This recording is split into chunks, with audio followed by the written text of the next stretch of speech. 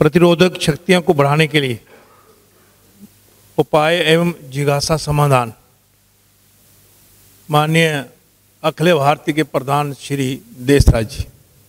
ओम सहना भवतु सहनो भुनक्तु सह वीर्यं करवावहै तेजस्विनावधीतमस्तु मा विद्विषावहै। ओम शांति शांति शांति। पूजनीय मातृशक्ति, आदरणीय बंधु, 3 दिवसीय अखिल भारतीय योग प्रशिक्षण शिविर के अंतिम वार्ता में आपका स्वागत है। आज की एक वार्ता तो मैंने अपनी काट ही दी थी, पर दूसरी को मैं छोटा करूंगा क्योंकि उसको एडजस्ट करना है और आपको थकाना नहीं है हमें, क्योंकि आप बहुत अच्छे हैं, 2-2 दिन का सफर करके आए हैं और आपकी सहन शक्ति हमसे ज्यादा है, नहीं? तो इसलिए आवाज कम आ रही है। लो, मतलब की बात आप तक पहुंची नहीं, फिर फायदा क्या हुआ?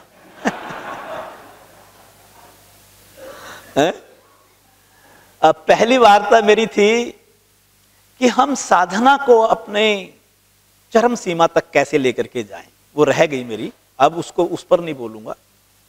अब ये थी हम कैसे अपने इम्यून सिस्टम को, प्रतिरोधक शक्ति को अच्छा बनाएं।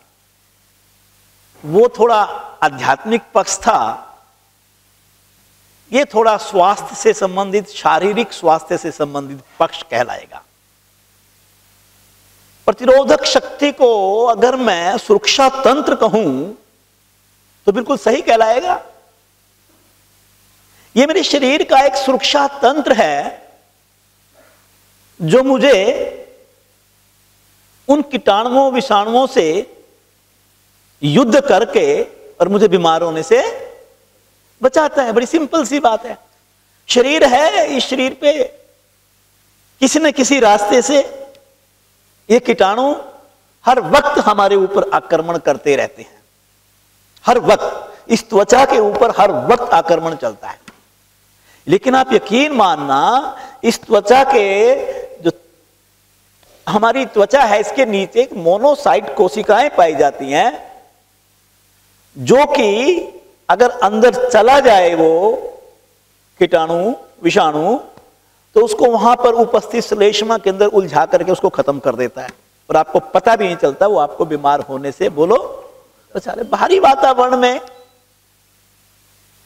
ऐसे वायरस हर वक्त पाए जाते हैं, खास तौर पे जब मौसम चेंज होता है तो आप देखते होंगे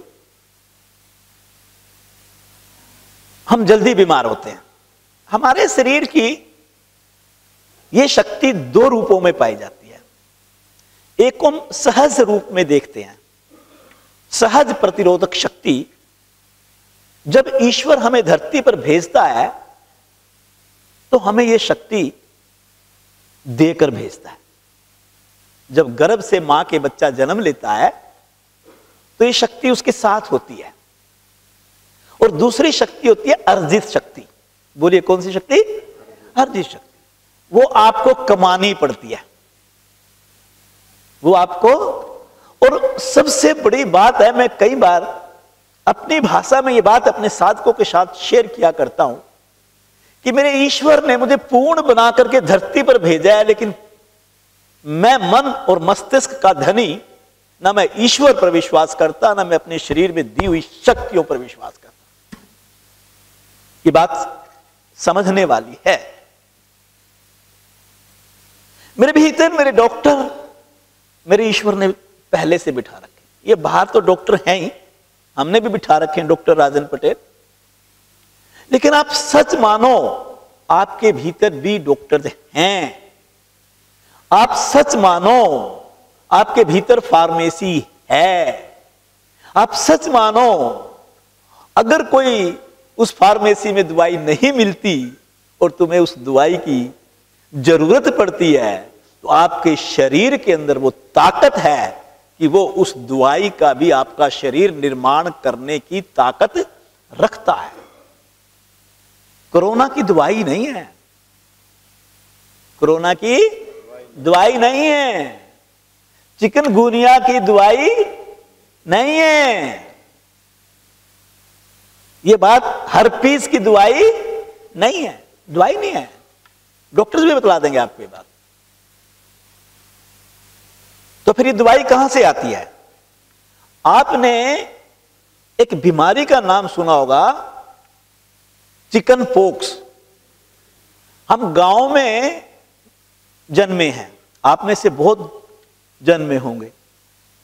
दादी अम्मा इस बीमारी को बड़ी माता कहती थी।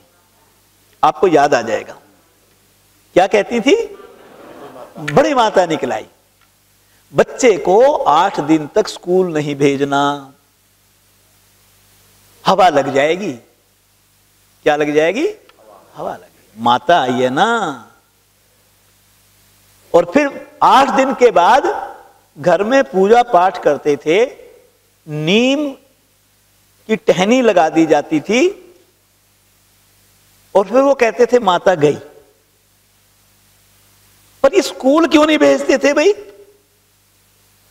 क्योंकि वो जो बड़ी माता आई है, जो दोष शरीर में आया है, जो वायरस शरीर में आया, इसको साइंटिफिक वे में समझो। उस बीमारी से शरीर में लड़ने के लिए जब पहली बार आपको चिकन पॉक्स होता है, बड़ी माता निकलती है, तो आपके शरीर में इस वायरस से लड़ने की कोई दवाई उपलब्ध नहीं। आपकी प्रतिरोधक शक्ति जो सहज रूप में मिली, उसके पास ताकत नहीं है कि वो चिकन पॉक्स को ठीक कर दे। तो शरीर कंफ्यूज हो जाता है। फिर वो अपनी सिफारिश भेजता है कि भाई ये तो कोई और ही बीमारी आ गई। फिर वहां पर मैन्युफैक्चरिंग शुरू होती है आपकी मेडिसिन की। कहां पर? आपके अंदर। 3 दिन उसको बनने में लगते हैं। कितने दिन? 3 दिन। 3 दिन तक वो मारने का काम करती है दवाई ब्लड में मिलके। कितने हो गए? 6 दिन। 7वें दिन वो पपड़ी उतर करके माता बाहर आने से। आप कभी नोट करो ये बात। और 8 दिन में बच्चा ठीक। और मजेदार बात यह है कि एक बार चिकन पॉक्स आ गए तो अब चिकन पॉक्स वाले के साथ रहेगा तो अभी उसको चिकन पॉक्स, क्योंकि मेडिसिन बनके तैयार हो चुकी है, पहले नहीं थी। आपको बात समझ में आई है? इस बात से हमें यह विश्वास कर लेना चाहिए कि सहज रूप में तो ईश्वर ने मुझे शक्ति दी ही है। शरीर में जिस और प्रतिरोधक शक्ति की आपको आवश्यकता है, उसको भी यह शरीर अर्जित करने की ताकत रखता है। बस मात्र इतना फर्क है कि आपको अर्जित करने की तकनीक बोलो आनी चाहिए। एक योग करने वाले व्यक्ति की जब प्रतिरोधक शक्ति अच्छी हो जाती है, ये कभी मत सोचा करो कि जो योग के मार्ग पे चल गया उसको मलेरिया नहीं हो सकता। मेरे को डेंगू हुआ था, तो एक फोन आया मेरे किसी योग के अधिकारी का कि देशराज जी कैसे हो? मैंने कहा मैं डेंगू में पड़ा हूं। कहता आपको डेंगू कैसे हो सकता है? आपको डेंगू कैसे? मैंने बड़े विनम्र शब्दों में उनको एक्सप्लेन किया कि जो डेंगू का मच्छर मेरे पास मुझे काटने के लिए आया, उसने मुझसे पूछा नहीं तू कौन है, और मैंने उसको बताया नहीं मैं कौन हूं, तो काट के चला गया। अरे भाई कैसी बातें करते हो आप?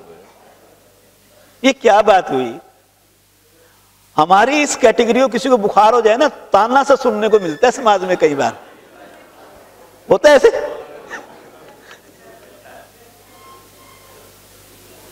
पर एक बात आप सबको मेरी स्वीकार करनी पड़ेगी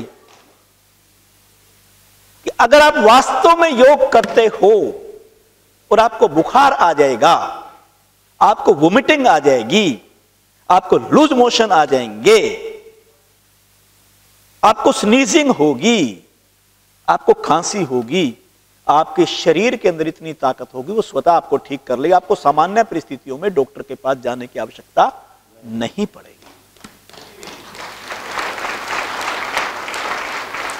ये आपने अपने ऊपर प्रैक्टिकल रूप में करके देखो, वास्तव में शरीर की प्रतिरोधक शक्ति कमजोर कैसे होती है। लाइफस्टाइल, एक ही जवाब है, बिगड़ी हुई दिनचर्या। कौन सी वाली? उसको एक्सप्लेन करने की जरूरत ही नहीं है, कहानी कितनी भी लंबी सुना दो, आप सारी समझते हो, आप ज्ञानी हो, समझदार हो, इसलिए आपको ज्यादा ज्ञान नहीं बांटेंगे। जो लोग दिनचर्या ठीक नहीं रखते, मैं कई बार मजाक किया करता हूं, अपनी ही बिल्डिंग में मेरे जो ऊपर रहते हैं, जब मैं उठने का टाइम मेरा होता है, उनका सोने का टाइम होता है। कई बार तो ऐसा भी होता है कि मेरे नहाने की आवाज उनको ऊपर सुनाई दे रही होती है, तब तक वो बिस्तरे में नहीं जा रहे होते और सब हंस रहे होते हैं कि देशराज जी, तो वो गुप्ता जी बोलते हैं, वो योग नहीं करते ना, तो वो कहती है वो गुप्ता जी तो नहा रहे हैं। आप देखिए, मतलब हमारा मजाक होता है कि हम जल्दी नहाते हैं, लेकिन हमें फक्र है अपने ऊपर। क्या है? हमें फक्र है अपने ऊपर कि लाइफस्टाइल आपकी प्रतिरोधक शक्ति को बढ़ाने वाला रास्ता है।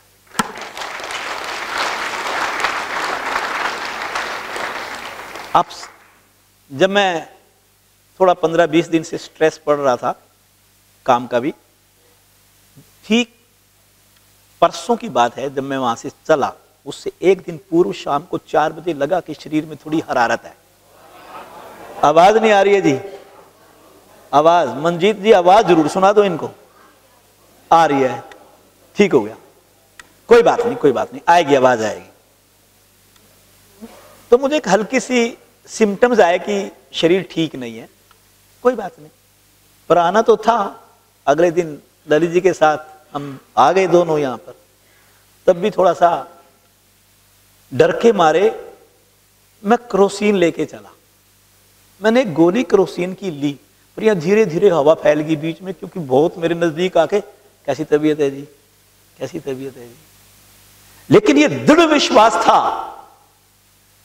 कि शरीर की प्रतिरोधक शक्ति इस बुखार का कुछ बिगाड़ नहीं पाएगी।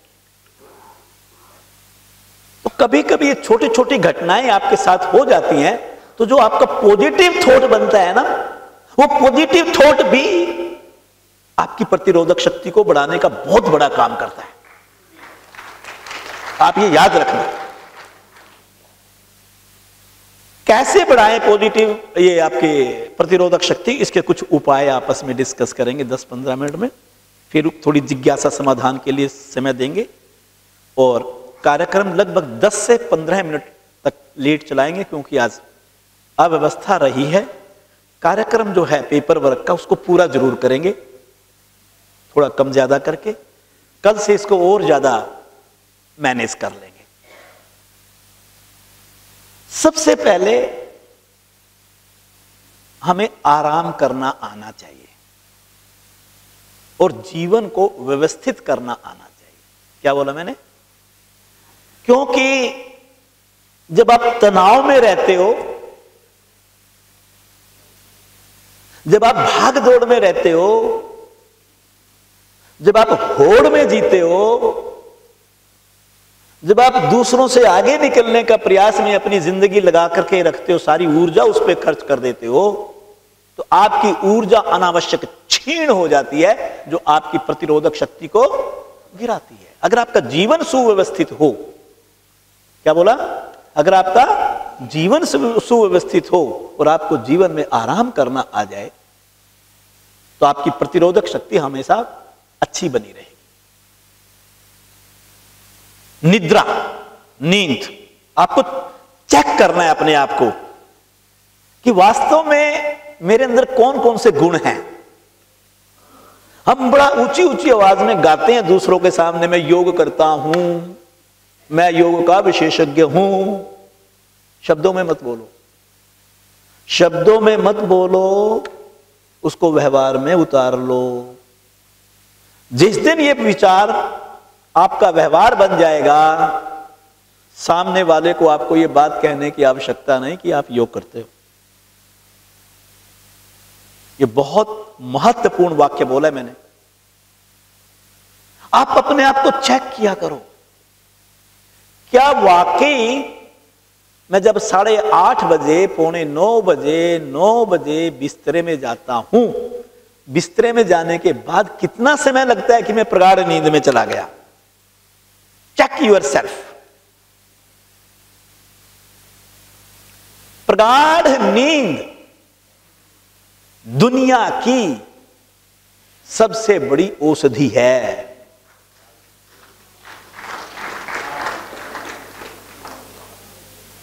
ये बात समझ लेना आप। पर एक सुंदर बात बतलाऊंगा। कब सोएं? सुबह 2 बजे। और फिर पता क्या कहेंगे, कल लेट सोया था। झूठ बोल रहा है तू, आज सोया 2 बजे। कल थोड़ी बजे थे 2 रात को, तो 8 बजे।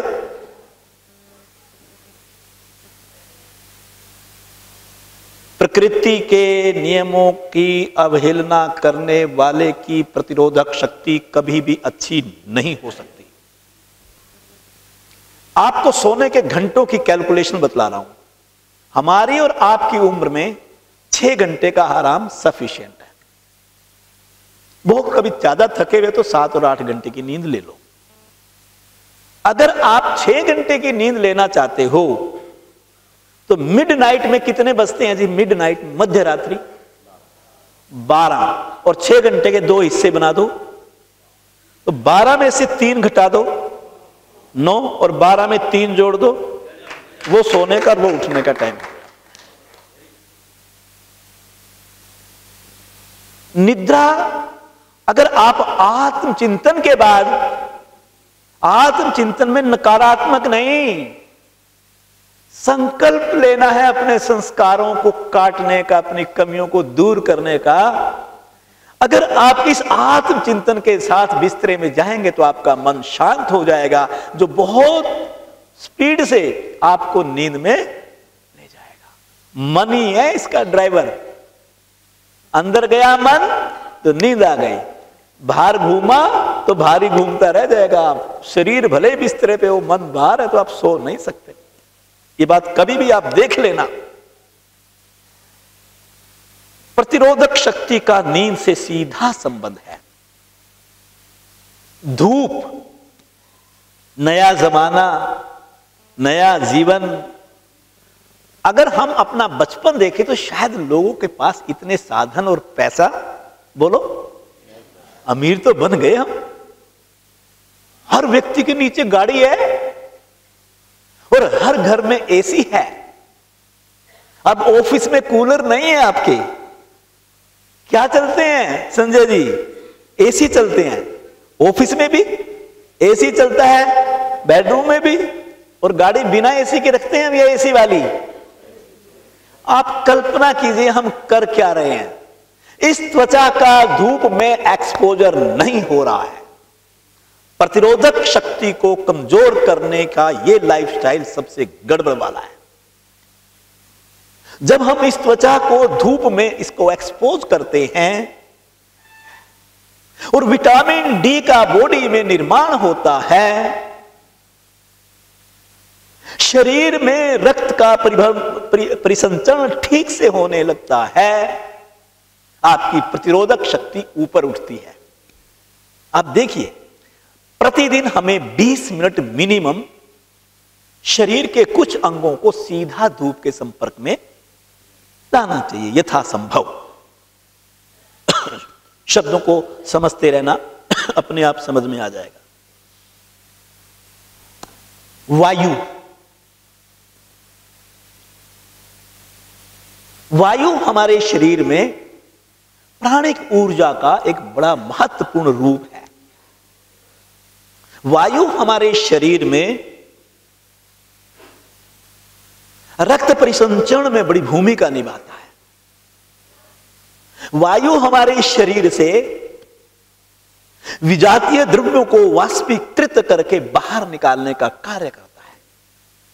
वायु हमारे शरीर से कार्बन डाइऑक्साइड के रूप में गैस को बाहर निकालता है, जो मेरे शरीर में रक्त को अशुद्ध करता है, और ऑक्सीजन को यही वायु अंदर ले जाकर के मेरे रक्त के शुद्धिकरण का काम करती है, जिससे कि रक्त के अंदर उपस्थित आरबीसी और डब्ल्यूबीसी की गुणवत्ता में सुधार होता है।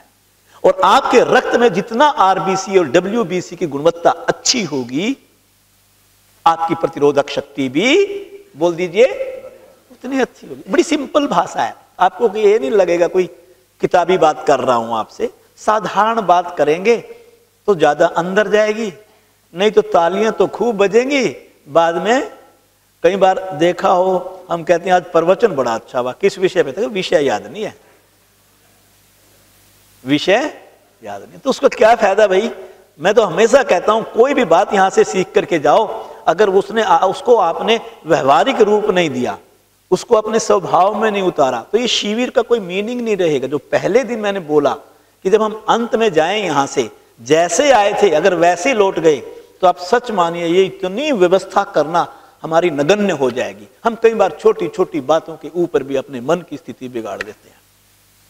मेरे मन की स्थिति बिगड़ गई थी अभी आपको देख करके, कि जब मैंने देखा कि हमारे इतने वरिष्ठ अधिकारी, उनके गिलास में अमृत पे नहीं, वो देख रहे हैं, तो मेरे मन की स्थिति बिगड़ गई, भले ही मैं कितने भी योग पे प्रवचन करता हूं।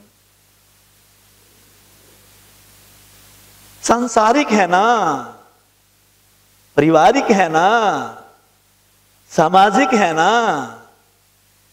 अगर हम आपस में एक दूसरे की चिंता नहीं करेंगे तो चिंता करने वाले क्या बाहर से आएंगे हमारी। अभी मेरे कान में स्वतंत्र जी पता आए थे, अभी आपने देखा हो बीच में, क्या कह के गए कि जी किसी ने कल की साधना लगी थी नोटिस बोर्ड पे, नोटिस बोर्ड से साधना ही उतार ली। मैंने कहा कोई बात नहीं, हम उसकी जय बोलेंगे, नाराज नहीं होना। अभी वो अधिकारी सारे थोड़ी आए हैं,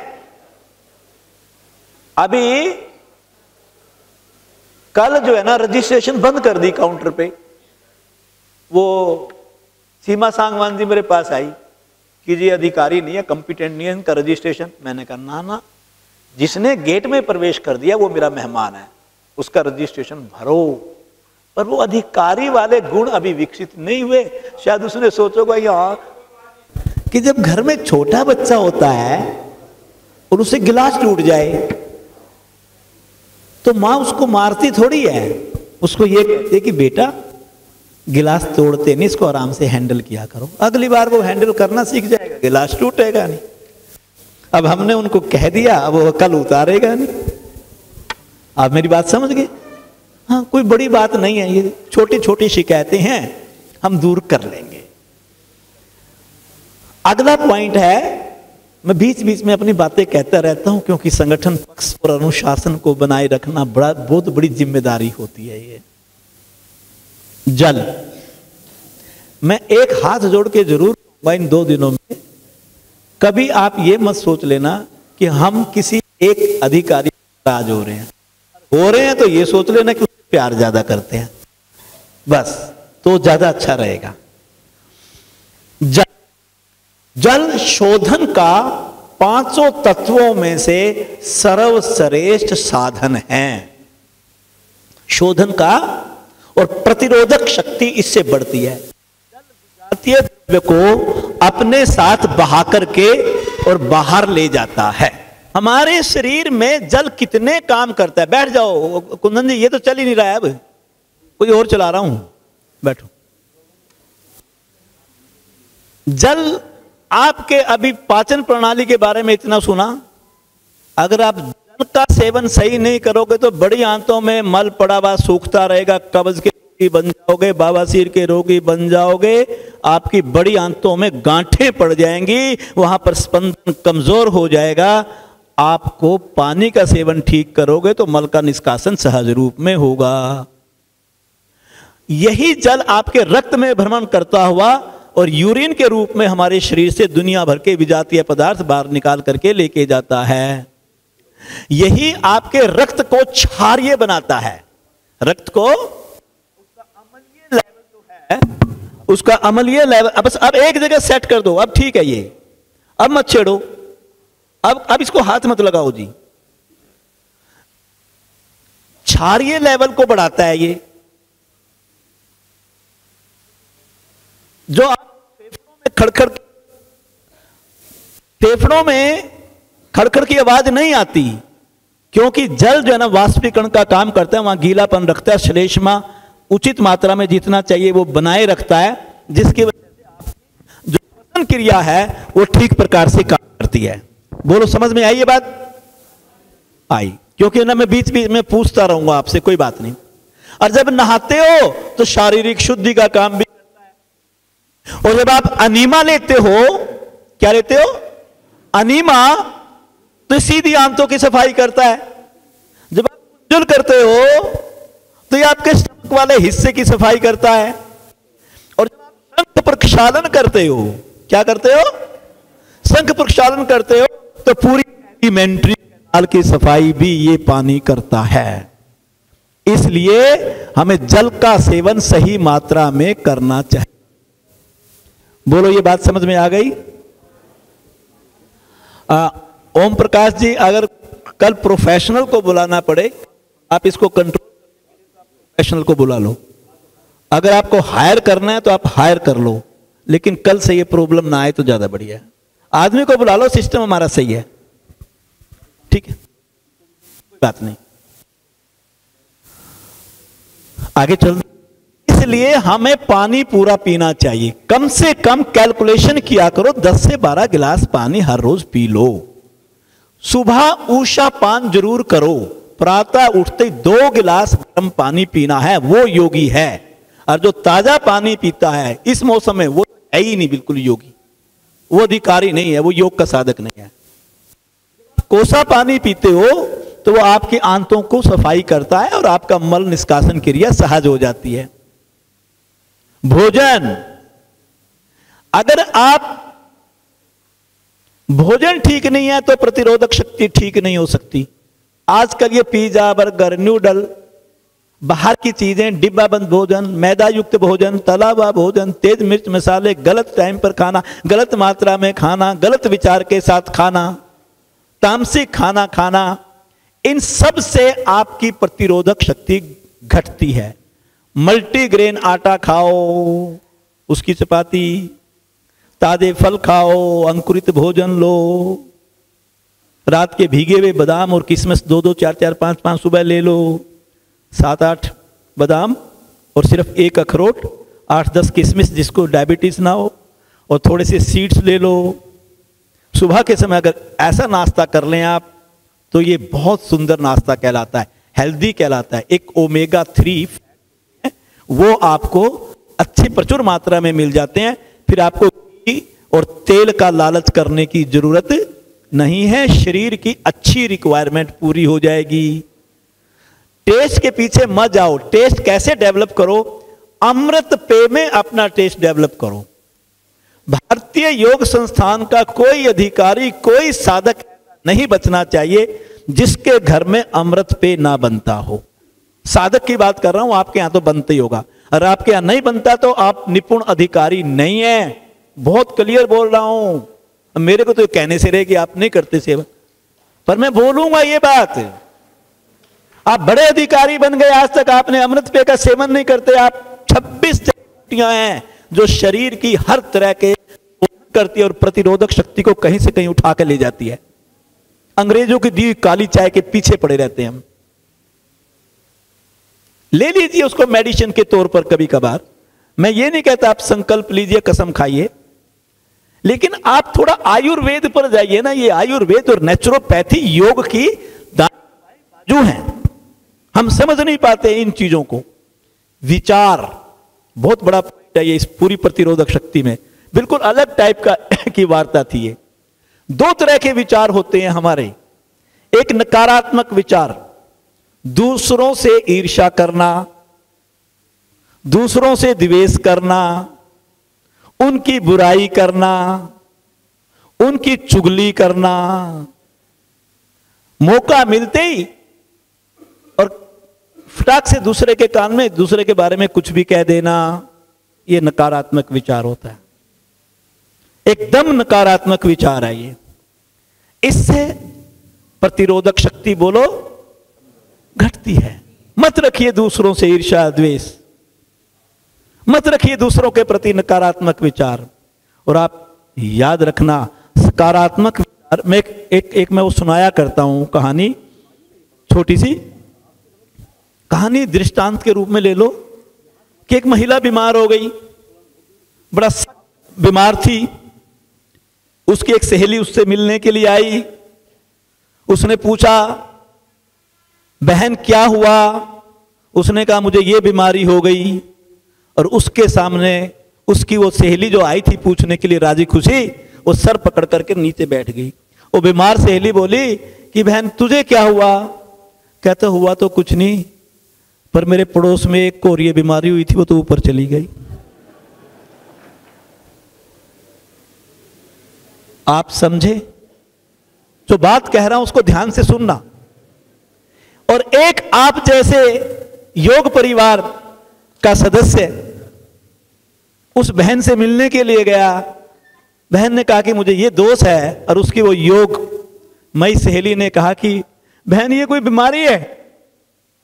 अरे तू अनीमा ले एक बार, और पानी गर्म पी, और थोड़ा सा रेस्ट कर, और ये आप उबली हुई सब्जियां खा 10 दिन, देख तेरी बीमारी कैसे निकलेगी, एकदम तो ठीक हो जाएगी। तो बात बन गई उसकी। अभी कोई सज्जन यहां पर आए हुए हैं, मुझे शहर का नाम नहीं पता, व्यक्ति का नाम नहीं पता, यहीं बैठे होंगे वो जरूर। अभी वो कल या आज मेरे से चलते चलते साथ में मिले थे, बहुत परेशान थे वो किसी दोस्त से। मुझे बीमारी भी नहीं पता क्या है, क्योंकि मेरा ध्यान पूरा शिविर में है। बस उन्होंने मेरी कान में ये बात बताई कि आपने मेरे को इस बीमारी का ये इलाज बतलाया था, मैंने ये किया, और अब मैं बीमारी से बाहर आ चुका हूं। यहीं बैठे हैं वो सज्जन। तो आप देखिए कौन है वो, जरा एक बार हाथ खड़ा कीजिए जिसने मेरे को, या वो फिर सामान्य कार्यकर्ता होंगे जो कुरुक्षेत्र वगैरह के आए होंगे। तो ये एक छोटी सी घटना का आपने एक सकारात्मक रास्ता दे दिया किसी को। सकारात्मक शक्ति जब आपके अंदर आ जाती है, सकारात्मक विचार आ जाता है, तो आपकी प्रतिरोधक शक्ति बढ़ती है। अब योग में जीवन, आसन, जब आप आसनों का अभ्यास करेंगे तो आपके अंगों की मसाज होगी, वहां रक्त का परिसंचरण और प्राण का प्रवाह अच्छा होगा, उनकी जीवनी शक्ति बोलिए बढ़ जाएगी, आपके शरीर की प्रतिरोधक शक्ति भी बोलिए। बस इतना ही बोलूंगा, इससे ज्यादा क्या बोलूं, आसनों पे बहुत सुनते हैं। प्राणायाम, जब आपके शरीर में प्राण का विचरण विषम अवस्था में पहुंचता है तो उसकी दिशा बदल जाती है, उसकी मात्रा बदल जाती है, और आपके शरीर के किसी भाग को या अंग को, किसी ग्रंथि को प्राण की मात्रा जितनी उसकी जरूरत है उसको उतनी बोलो नहीं मिलती। और जब वो देर तक ये व्यवस्था ये बना रहता है शरीर में, तो अंग कमजोर पड़ने लगता है और आप किसी न किसी बीमारी से बोलो पीड़ित हो जाते। लेकिन जब आप प्राणायाम का अभ्यास रेगुलर करते हो तो आपके शरीर के अंदर प्राण का प्रवाह और रक्त का परिसंचरण बहुत सुंदर बनता है, और उसके सुंदर बनने से आपके शरीर में, मैंने भी एक वर्ड यूज किया था आरबीसी और डब्ल्यूबीसी, उसकी क्वालिटी और क्वांटिटी मेंटेन होती है, जिससे आपकी प्रतिरोधक शक्ति, बोल दीजिए, आपको समझ में आ रही है बातें? अब तो आवाज पूरी आ रही है। एक बात आपको मैं बताऊं, जब कभी आपके शरीर में रोग आ जाएं, आप उसको पहले मौका दीजिए कि वो स्वतः बाहर चले जाए। अब जल्दबाजी मत कीजिए। और जब रोग आ जाए तो उस रोग का, आप जैसे गेस्ट आता है घर में, आप गेस्ट का क्या करते हो, निरादर या आदर? तो आप उसका आदर कीजिए कि ये मेरे भले के लिए आया है। अगर कभी आपको उल्टी लग जाए, ये सच कह रहा हूं, कभी आपको दस्त, कभी नजला जुकाम हो जाए, कभी खांसी हो जाए, कभी छोटी मोटी आपको हरारत हो जाए, छोटा मोटा बुखार हो जाए। बुखार क्यों होता है? मेरे तो अपना सोचना ये बुखार जब हुआ तो क्यों हुआ? अरे भाई, जब दो जने आपस में लड़ेंगे तो शोर शराबा होगा कि नहीं? बोलो ना। अरे जब वो बाहर के कीटाणु अंदर आ गए और आपके प्रतिरोधक शक्ति की कोशिकाएं बाहर के कीटाणु वो लड़ रही है तो मुक्केबाजी आपस में चलेगी तो शरीर में गर्मी नहीं होगी तो क्या? तो जब आप आसन करते हो तो शरीर गर्म हो जाता है कि नहीं? लड़ाई में आपका शरीर गर्म हो जाता है और उस गर्मी के अंदर वो कीटाणु जल करके भस्म हो जाते हैं और आप स्वस्थ हो जाते हो। हकीकत है ये, बिल्कुल। आपको नजला जुकाम हो गया, अच्छी बात है भाई, होने दीजिए। आपके बाहर का वायरस अंदर आया, आपकी WBC को और श्लेष्मा को पता चल गया कि मेरे मालिक के ऊपर ये बाहरी आक्रमण हुआ है। जैसे हमारे फौजी जाकर के पाकिस्तानियों को वहां पर क्या बोलते हैं, आतंकवादियों को मारने के लिए बॉर्डर पे खड़े, तो हमारे ये WBC और श्लेष्मा आकर के नासिका के अधिक मात्रा में आकर के को मारने के लिए तैयार हो जाते हैं, इसलिए नाक बहने लग जाता है। 2 दिन 3 दिन 4 दिन आप एंटीबायोटिक खा के उसको सुखा देते, फिर आपकी हालात वही हो जाती है। विश्वास तो कीजिए, ये रोग नहीं है। योग में, नेचुरोपैथी में, आप किसी नेचुरोपैथी का डॉक्टर को यहां बैठा हो, उनसे पूछ लें, ये रोग नहीं है, इसको तीव्र रोग कहते हैं। और तीव्र रोग कभी नुकसान पहुंचाने वाले नहीं होते, वो हमारे रिश्तेदार, हमारे दोस्त होते हैं। कौन होते हैं? रिश्तेदार और दोस्त होते हैं। आप उनसे दोस्ती कीजिए ना, उनका धन्यवाद कीजिए ना, उनके साथ 2-3 दिन रहने का मौका उनको अपने घर में रखिए ना। जब वो 2-3 दिन के बाद जाएगा तो आप यकीन मानना, आपके शरीर में जमा पहले की विजातीय द्रव्य जो आपको किसी जीर्ण रोग से पीड़ित कर सकता था, कल को आपके शरीर में कैंसर पैदा कर सकता था, कल को आपके शरीर में किसी बड़े रोग को जन्म दे सकता था, ये तीव्र रोग आपके उस रोग को बाहर लेकर के जाएगा और भविष्य में आपके शरीर में कोई घटना घटनी थी उसकी संभावना को भी खत्म कर देगा।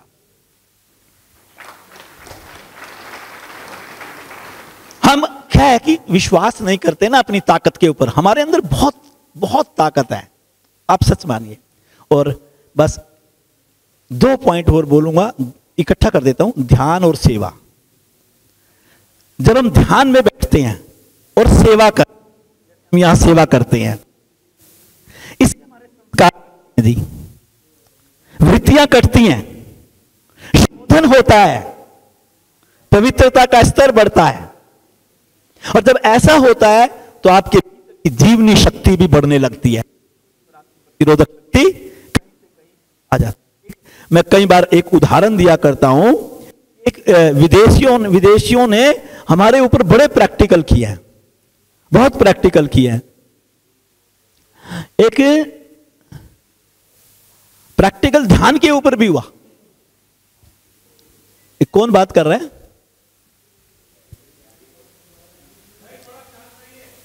आपको एक इंडिया में भी दूंगा, क्योंकि हम वो मांगते हैं ना प्रूफ। जर्मनी के अंदर ये रिसर्च हुई है ध्यान के ऊपर। ध्यान के अंदर जब व्यक्ति बैठता है तो हमारे शरीर में ऐसे हार्मोन्स बनते हैं जो कैंसर कर सकते हैं। नहीं बजाओगे? देखा, अच्छी बात पे नहीं बजाएंगे हम। अच्छा, और आपको बताऊं, एम्स की एक रिसर्च बताता हूं आपको। 1995 में एक रिसर्च शुरू हुई एम्स के अंदर, ओम की ध्वनि, गायत्री मंत्र के ऊपर। शायद आपने कहीं न्यूज, NDTV पे, पता नहीं किस पे एक न्यूज आई थी। किसने सुनी है ये न्यूज? ये तो कितने हाथ उठ के। इसका मतलब ये तो पक्का है कि मैं आपको प्रमाण के साथ दे रहा हूं। मैंने ईयर भी बतला दिया। एक चली वहां पर कि गायत्री मंत्र का हमारे शरीर पर क्या प्रभाव पड़ता है। Serotonin, endorphin, dopamine, these all are happy mood hormones to be secreted by your pineal and pituitary gland. आपको मैं बतला दूं,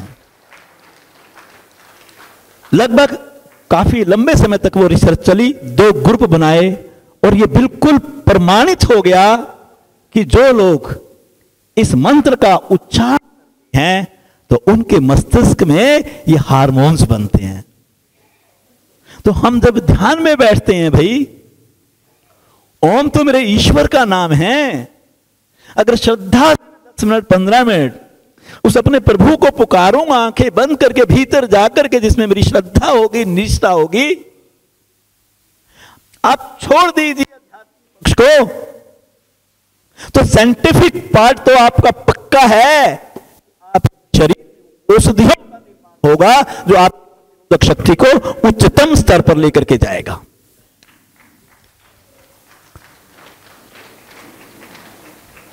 बस इतना ही मैं इस बात को पूरा करूंगा। रीजन उसका कि मैं, अगर टाइम होगा, टाइम है हमारे पास नहीं, हाँ कोई बात नहीं, 6:15 बजे तक चला लेना, हाँ कोई बात नहीं, आप बैठो। कि भाई जिसको दर्द है वो आगे झुकने वाला आसन ना करे, श्वास बाहर निकाला है तो आगे झुक जाओ, श्वास भरा है तो पीछे झुक जाओ। तो उसमें आप एक बात और ऐड कर लो, जब आपने एक आसन आगे झुकने वाला कर दिया, एक आसन पीछे झुकने वाला कर लो, तो आपका क्रम ठीक है। रही बात प्राणायाम की, प्राणायाम में अगर आपका कोई केंद्र में केंद्र प्रमुख कोई आगे पीछे एक प्राणायाम कर देता है, पुस्तक में तो एक ही बात के बाद ही तो दूसरा लिखा जाएगा। आप ये छोटी छोटी बातों के दायरे से बाहर आ जाओ। कई बार हम केंद्रों में इन बातों को लेकर, मेरे पास पूरे हिंदुस्तान से कई बार अनावश्यक फोन आते हैं, और मैं बहुत स्पष्ट कर रहा हूं ऑल इंडिया शिविर में, आप इन छोटी छोटी बात, बस्त्री का प्राणायाम गर्मी देने वाला है, लेकिन आपको मैं बतलाऊं कि ध्यान के अभ्यासी के लिए बस्त्री का प्राणायाम बहुत उच्च कोटि का प्राणायाम है। हमारे संतों ऋषियों ने कहा है कि ध्यान के अभ्यासी को पहले बस्त्री का प्राणायाम कर लेना चाहिए और पश्चात जो है ना ध्यान में जाना चाहिए। हमने तो नाड़ी शोधन को बाद में रखा है, और आपको ये मैं बतला दूं कि नाड़ी शोधन का मतलब नाड़ियों की शुद्धि। अगर नाड़ियों की शुद्धि में शुरू में कर लूं तो मैंने क्या गलत किया है? आप इसके वहमबाजी में बिल्कुल ना पड़ें। हमारी जो पुस्तक है, पुस्तक के हिसाब से आप उसका चयन करते रहें और करवाते रहें। कोई भी केंद्र प्रमुख के ऊपर इस टाइप का अनावश्यक प्रश्न भी नहीं करना। चलिए, अब धीरे धीरे ये चेंजेस भी आने लग रही है ना, हम भी धीरे धीरे पकने लग रहे हैं जी। सर, सर्दियों में योग निद्रा खुले पार्कों में कितने देर करानी चाहिए सुबह? हाँ, बैठो। योग निद्रा योग निद्रा मैं अलाउ नहीं करूंगा। जब बहुत ज्यादा टेम्परेचर नीचे आ जाए तो योग निद्रा खुले में ना करें, योग निद्रा खुले में ना करें, आप किसी कवर्ड जगह पे कर लें, उसमें ज्यादा फायदेमंद नहीं होगी। चलिए, और कोई बात? जल्दी से आप प्लीज बातें नहीं करेंगे, बातें नहीं करेंगे प्लीज।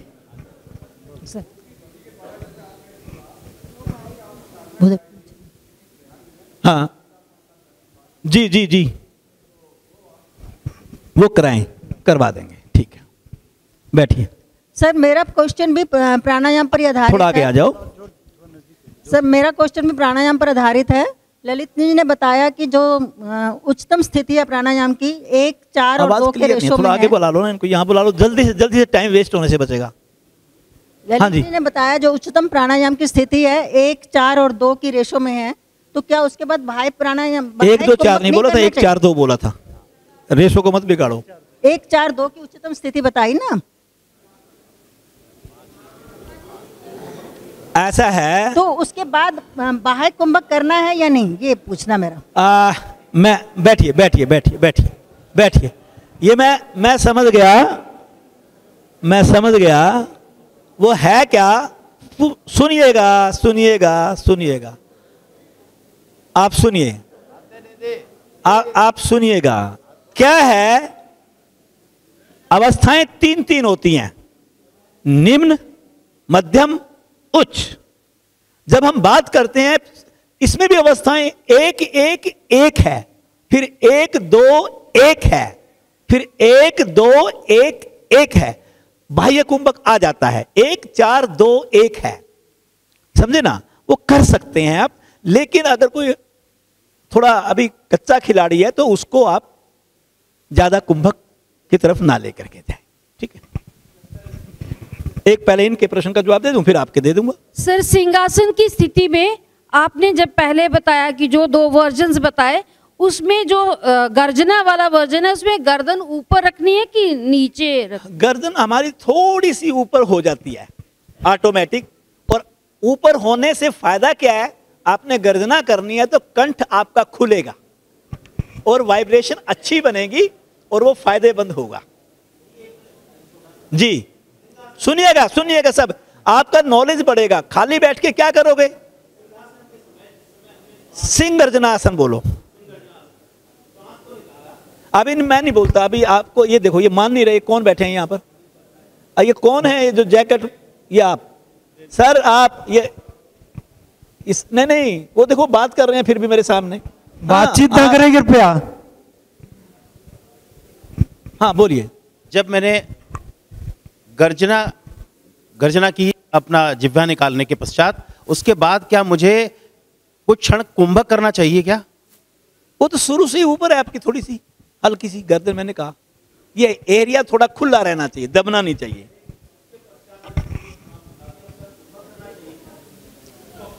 कुंभक के तो हम नहीं करवाते, हम कुंभक नहीं करवाते, कुंभक नहीं करवाते। सर ऐसा है का, और कपालभाति अगर ज्यादा हम करते हैं तो हाई बीपी का चांसेस रहता है। आगे आकर के ऊंची आवाज में बोलो, मेरे को वैसे बोल दो ना, यहाँ के पास में खड़े हो, बिना माइक के बोल दो, जल्दी समझ में आएगा। भस्त्रिका और कपालभाति अगर हम ज्यादा करते हैं तो हाई बीपी का चांसेस ज्यादा रहता है। बैठो, तो तीनों अनुलोम विलोम। अब बैठो बैठो बैठो बैठो बैठो बैठो। ये कह रहे हैं कि भी अगर कपालभाति और भस्त्रिका ज्यादा करते तो हाई बीपी में क्या होगा? हाई बीपी वाले को तो करना ही नहीं, पहली बात। दूसरी बात, जहां शब्द ज्यादा आ गया वो आपकी साधना में कभी नहीं आना चाहिए। जो चीज एक्सेस में है वो कभी आपके लिए फायदेमंद नहीं हो सकती। अपनी क्षमता से कम कीजिए, ज्यादा शब्द अपने आप खत्म होता रहेगा, क्षमता बढ़ती चली जाएगी और आपका नंबर बढ़ता जाएगा, फ्रीक्वेंसी बढ़ती चली जाएगी, वो आपके लिए फायदेमंद है। वो मॉर्निंग में साधना के दौरान आपको करवा दिया जाएगा। ठीक है, बात को यहीं पूरा कर दें। चलिए लास्ट प्रश्न होगा, महिलाओं की तरफ से आज प्रश्न नहीं आए, मुझे लगता है ज्ञान बढ़ गया। हाँ जी। देखो उन्होंने तालियां ज्यादा बजाई, उनकी प्रशंसा हो गई। सर ये कमर चक्र आसन, आओ बिना इसके बोलो, आवाज गूंजती है, इसके बिना बोल दो। कमर चक्र आसन, इसको छोड़ दो माइक को, अब बोलो।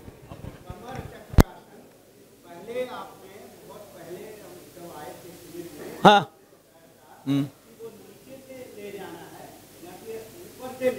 हाँ हाँ हाँ मैं समझ गया, आप बोलो, आगे बोलो ना।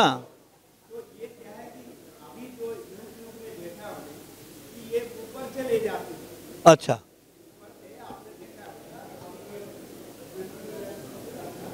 बैठिए बैठिए, हो सकता है गलती हो गई हो, हमसे भी बहुत गलतियां होती हैं, बैठिए। लेकिन कह तो दिया, फिर वही बात, जो संस्थान कहता है वो कीजिए, जो संस्थान कहता है वो कीजिए, बस, ठीक है ना। Explore yoga specially is for youngsters. जो चीजें हम पर फिट बैठती हैं और हमारे संस्थान के सिलेबस की है, उसको आप एक्सेप्ट करिए। दूसरी जो चीजें हैं वो धीरे धीरे धीरे धीरे वो मैटर हमारा यंगस्टर्स के लिए आएगा, उसको फिर सिखाएंगे। तो हमें बच्चों को कौन सिखाएगा? हमने सिखाना है। चलिए बस बात को यहीं खत्म कर दें। ये बीमारी के बारे में पूछ रही है मैडम कुछ, बोलो बोलो। अल्सर कोलाइटिस के बारे में पूछेंगे आप, क्योंकि आपकी पर्ची पे मैंने पढ़ा लिखा देखा था दिन में, अल्सर कोलाइटिस की बात कर रहे हैं। बैठो, देखो मैं अल्सर, बैठ जाऊं, मैं अल्सर कोलाइटिस के बारे में ज्यादा नहीं बोलूंगा, क्योंकि मैं शिविर के दौरान बीमारियों के ऊपर बोलना शुरू कर दिया तो हालात बिल्कुल बिगड़ जाएगी। इसलिए ये बड़े अधिकारी हैं, बड़े अधिकारियों को इन बारे में डिस्कस करना नहीं चाहिए। पूरी साधना और संगठन पक्ष चलेगा 3 दिन, इसमें बीमारी पक्ष सिर्फ वो चलेगा जो आपका विषय किसी पे आ गया। आखिरी दिन आएगा मोटापे के ऊपर, आपको बता दिया, तो मोटापे के ऊपर जो मर्जी पूछना उस दिन। बाकी ये एक तरीके से हमारे आंतों के अंदर एक तरीके से फोड़े समझ लो, छोटे छोटे वो हो जाते हैं। जो लाल मिर्च मत खाओ, तेज मसाले मत खाओ, गरिष्ठ भोजन मत खाओ, बाहर का भोजन मत खाओ, मैदा युक्त भोजन मत खाओ। आप उबली हुई सब्जियां खाओ, जो मैं भी बोल रहा था ना, उबली हुई सब्जियां, पानी खूब दबा करके पियो और साधना रेगुलर करो। आपके पेट वाले हिस्से के ऊपर जो आसन खिंचाव डालते हैं, कम से कम 3, 4, 5 महीने वो बिल्कुल मत करो जब तक ठीक ना हो जाए। जैसे आज आपको करवाया था एक, मैंने जो नाम बदला, कौन था वो, नौकासन, याद आया? नौकासन। आप पादोतानासन करते हैं, आप धनुरासन करते हैं, ये आपको टेक्निक भी पता होना चाहिए। ये ऐसे आसन जो आपके पेट के इनर पार्ट को खींच रहा है, आप वो आसन वो ना करें, क्योंकि वो करेंगे तो वो जगह खींचेगी तो वहां ब्लीडिंग शुरू हो सकती है, और वहां ब्लीडिंग शुरू हो गई तो आपकी समस्या घटने की बजाय बढ़ जाएगी। वो एक कहावत है, नीम हकीम खतरे जान। मैं अपनी वाणी को यहीं तुरंत विराम दूंगा, क्योंकि हमें आगे लेकर के चलना है।